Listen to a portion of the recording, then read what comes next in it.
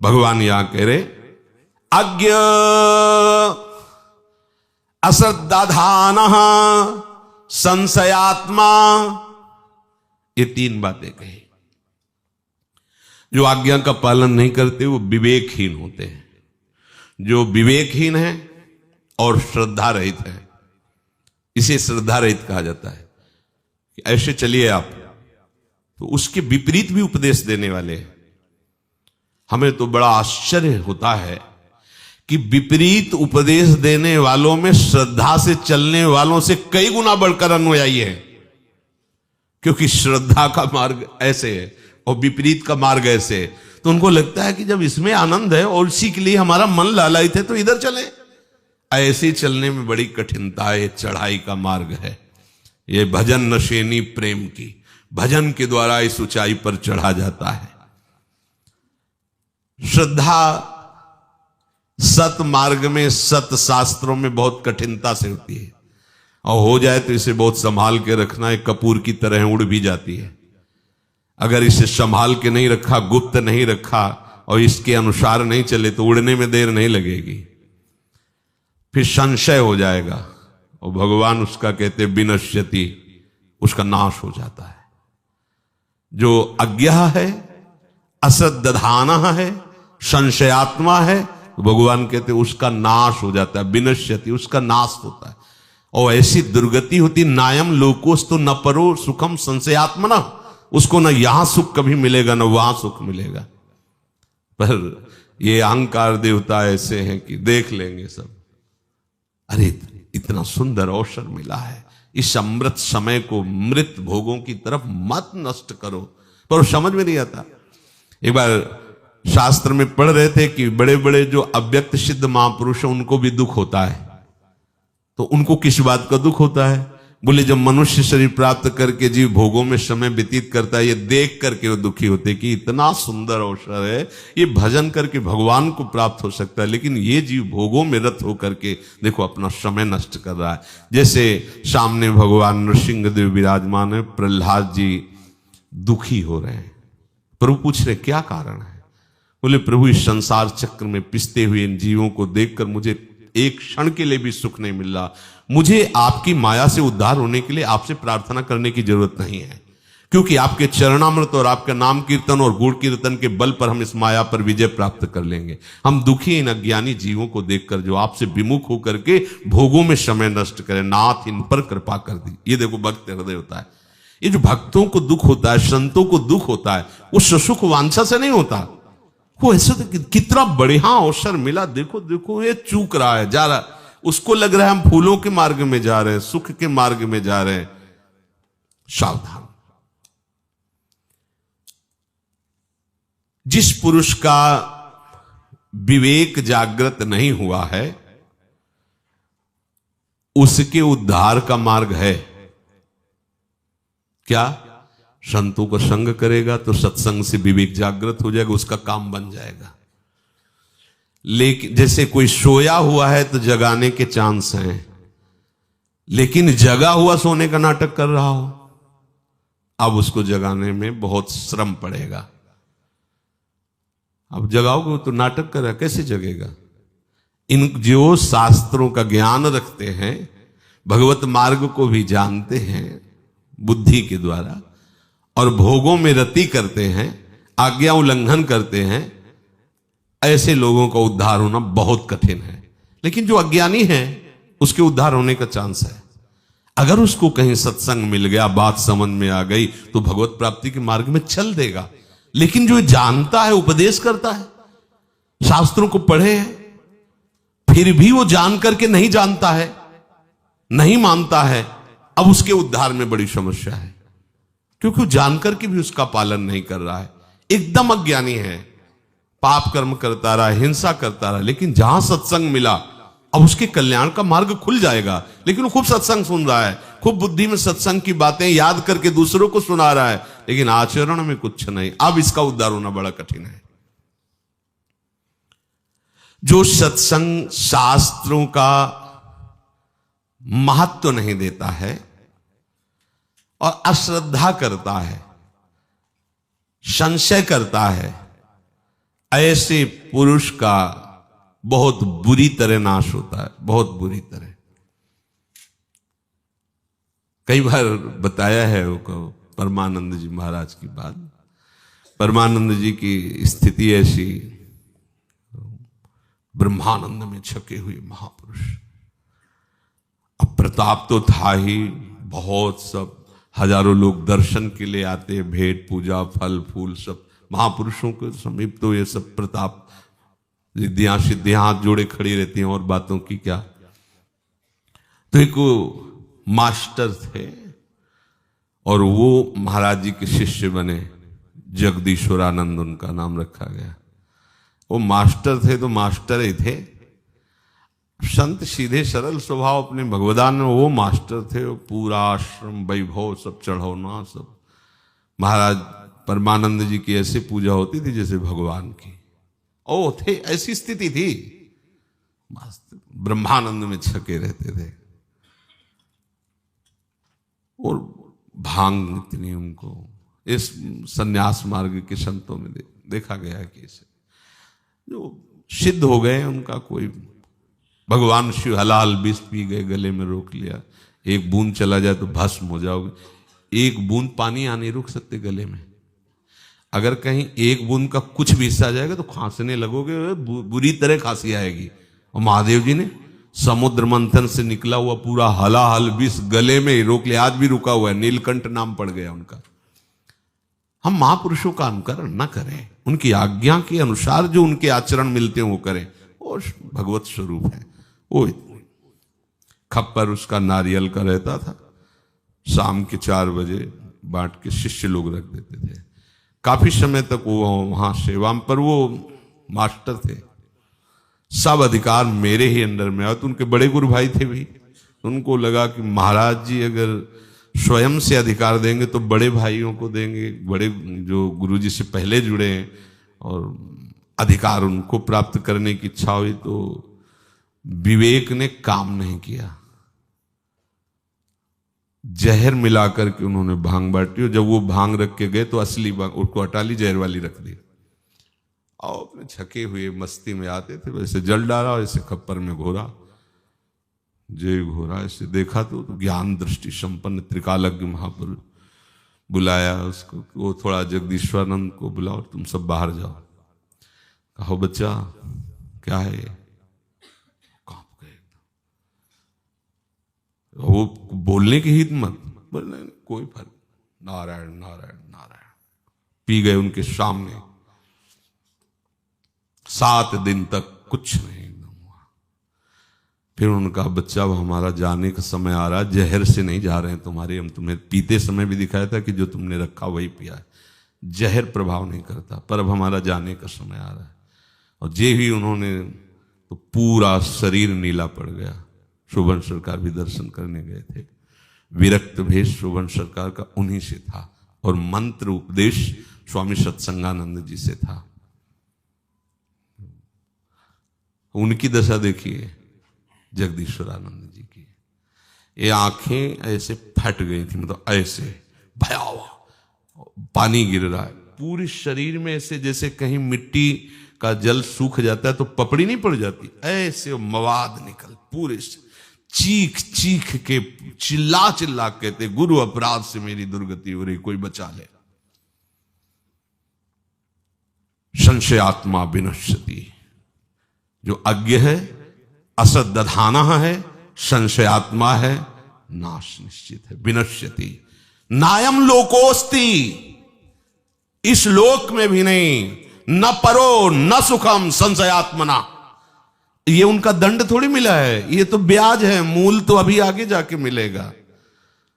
पता नहीं कब करुणा होगी कि उस अपराध से वो मुक्त हो पाएंगे और उनको पुनः मनुष्य जन्म मिलकर भगवत आराधन, कहां ब्रह्मानंद की पदवी प्रदान करने वाले गुरुदेव, और कहां एक न लोक मिला न परलोक मिला। ये है अज्ञान, ये है श्रद्धा की हीनता।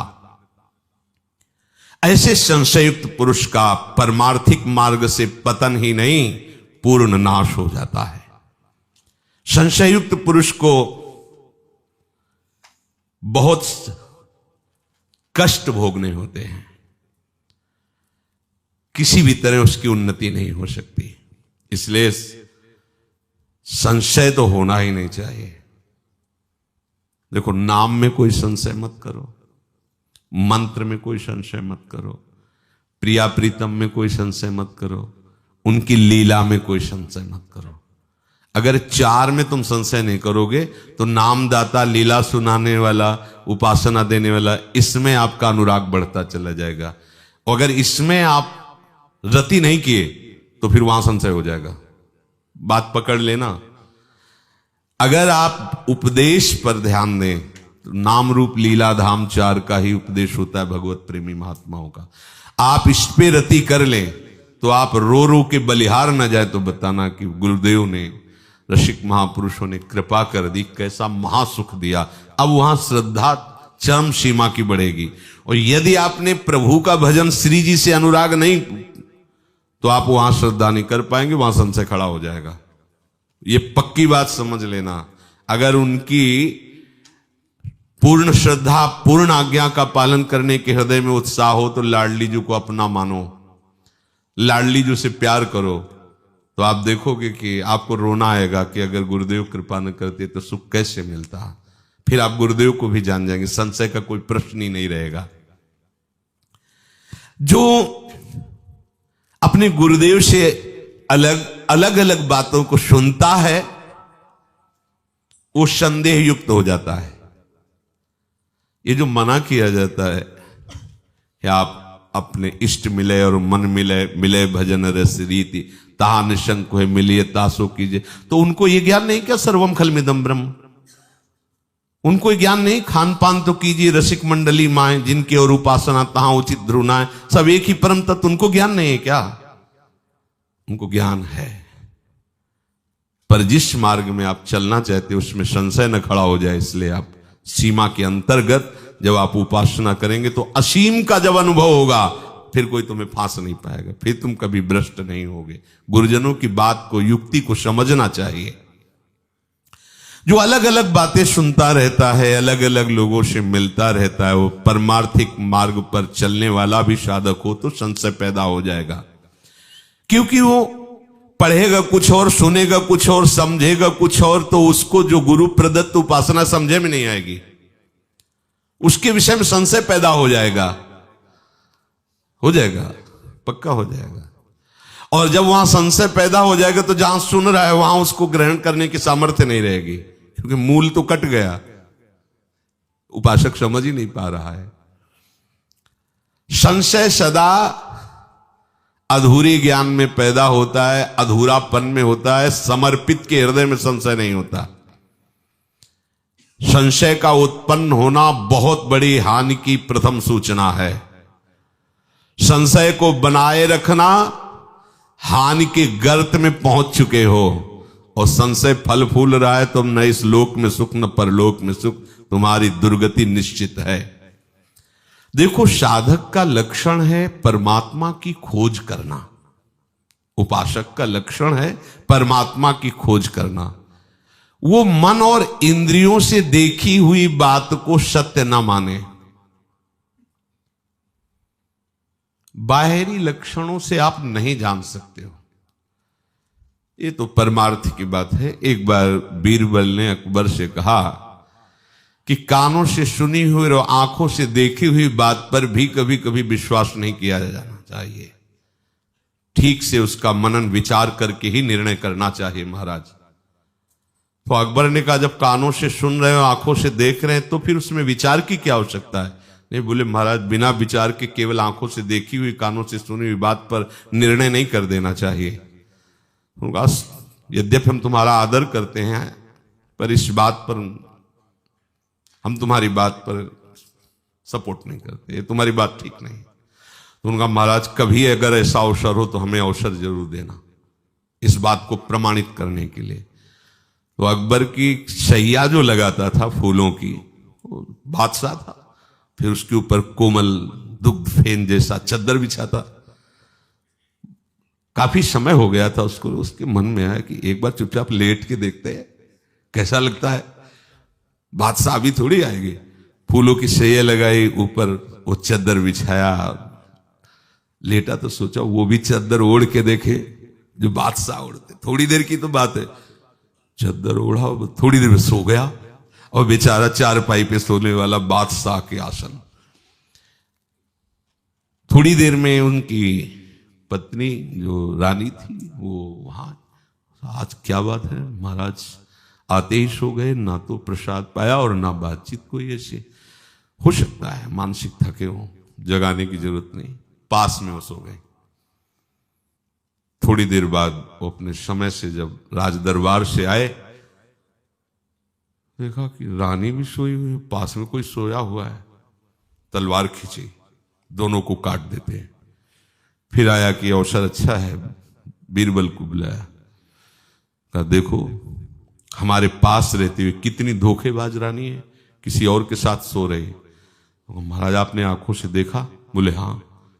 बोले विश्वास मत कीजिए।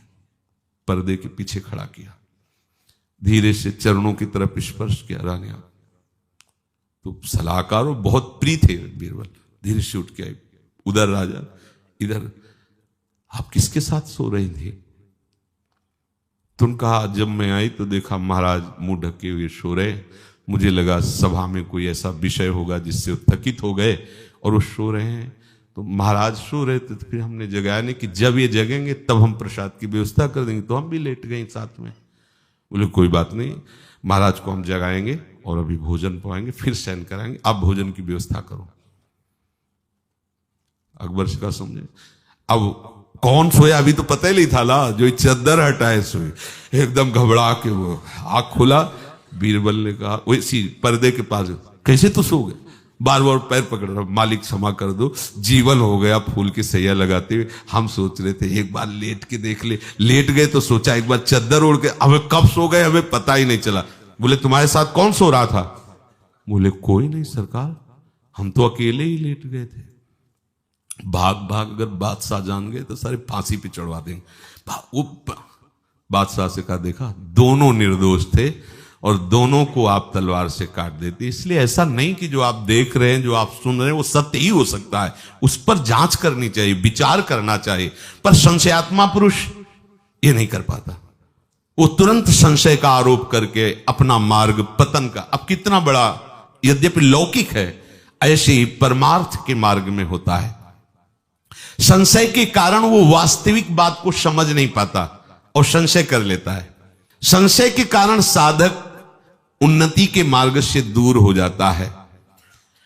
जो संशय हो गया, जो व्याकुलता हो गई संशय में, उसका उन्हीं से उपाय पूछो जिनके प्रति संशय हुआ है, किसी और से नहीं। तत्काल उनके ऐसा ऐसा ऐसा हो गया, अब वो डांट दें तो भी क्षमा हो जाएगा और वो संशय निवृत्त कर भी देंगे। कोई कोई बात ऐसी होती कि हम अपने हृदय के भाव से उसे कह रहे होते हैं और वो बाहर जाकर के शब्दों में अगर उसको आप देखो तो उल्टा भी हो सकता है सोचने में, और हमारा भाव उसका कुछ और हो सकता है। तो पूछना चाहिए कि आप जैसे किसी बात पे तो एकदम निर्भय होकर पूछना चाहिए कि इस बात पर ऐसा कुछ प्रश्न खड़ा हो गया, क्या इस पर भाव आपका था कहने का, वो समाधान चाहते हैं। अगर आप योग्य समझे तो समाधान कर दीजिए। ऐसा नायम लोकोस्ति न परो न सुखम संशयात्मना। जो संशय आत्मा है, अश्रद्धा कर दी है, भीतर में संशय है इसलिए विवेक काम नहीं करेगा, भीतर में संशय है इसलिए श्रद्धा काम नहीं करेगी। अब उसका पतन है, ना इस लोक में उसे शांति मिलेगी, ना परलोक में, और ना ही उसे किंचित कभी सुख का अनुभव होगा। कुछ श्रद्धा, कुछ दुष्टता, कुछ संशय, कुछ ज्ञान, ऐसे के लिए के घर का रहा न घाट का, ज्यों धोबी का स्वान। कुछ श्रद्धा, कुछ दुष्टता और कुछ संशय और कुछ ज्ञान, घर का रहा न घाट का, ज्यों धोबी का स्वान। तो इसलिए कहते हैं ना इस लोक का ना परलोक का, उसे कहीं भी सुख प्राप्त नहीं होता। संशयात्मा मनुष्य का इस लोक में व्यवहार बहुत बुरी तरह बिगड़ जाता है, कारण कि वो प्रत्येक विषय में संशय करता है। ये ठीक है कि नहीं ठीक है, इनको भगवान प्राप्त है कि नहीं प्राप्त है, इनकी बात में चलने पे हमारा कल्याण होगा कि नहीं होगा, ये क्या हमें पदवी, भगवत पदवी प्रदान कर सकते हैं, इतने बड़े महापुरुष हैं, नहीं ऐसे तो नहीं लग रहे हैं, ऐसा कई तरह का संशय। संशयात्मा जहां हुआ तो उसे कल्याण की प्राप्ति की बात जाने दो, वो स्वयं में जलने लगता है और इतनी दुविधाएं बढ़ जाती है कि वो परमार्थ से हट जाता है। फिर उसके अंदर इस तरह जब करने से क्या होगा, देखो वो भी तो पूरा जीवन जब करते रहे, फिर भी वो हम देखते हैं कि वो कैसी कोई खास स्थिति। स्वाध्याय करने से क्या होगा, बहुत तो पढ़े हैं, क्या होता उससे, मतलब वो इतने संशय करने लगता, कहीं विश्वास नहीं रह जाता, न जप में, न स्वाध्याय में, न सत्संग में, न धाम में। क्या है, देखते हैं ना धाम में कैसे कैसे लोग क्या क्या क्या होता है धाम रहने से, कुछ नहीं। वो मतलब सब चीज काटना शुरू कर देगा, तभी उसको न इस लोक में सुख न परलोक में सुख। संशय रहने के कारण उसके मन में कभी शांति नहीं मिलती। इसलिए श्री भगवान कह रहे हैं कि जिन महापुरुष के आश्रित हो उनकी ही बताई उपासना पद्धति से चलो। अलग अलग बातों के पढ़ने से, सुनने से संशय निश्चित पैदा हो जाएगा। संशय होने से विवेक विचार के द्वारा वो दूर किया जा सकता है, पर बड़ा मुश्किल होता है। संत महापुरुषों के प्रति जहां भी संशय होता है तो अश्रद्धा प्रकट होती है। अश्रद्धा होने के कारण आप खूब विचार करो तो भी निर्णय नहीं कर पाओगे। इसलिए भगवान कहते हैं संशय आत्मा का न इस लोक में सुख है न परलोक में सुख है।